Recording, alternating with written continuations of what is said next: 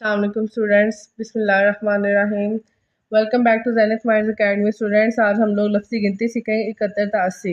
ये कुछ लफ्ज़ मैंने इसलिए लिखे हैं ताकि ना ये दोबारा से मैं आप लोग को लिख के दिखाऊं, ठीक है। 71 71, अलीफ काफ हे तेरे तर। देखें, अलीफ काफ हे तेरे तर 71, ठीक है। उसके बाद हमारे पास आता है 72, बे हे तेरे तर 72, 73, 74,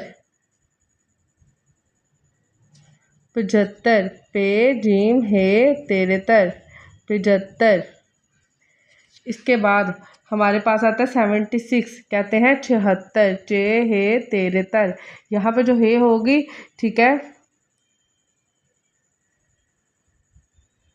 ये हमारे पास दो चश्मी हे होगी, तेरे तर, चे हे तेरे तर 76, ठीक है। ये मैंने गलत लिखा है, चे हे फिर हे तेरे तर 76।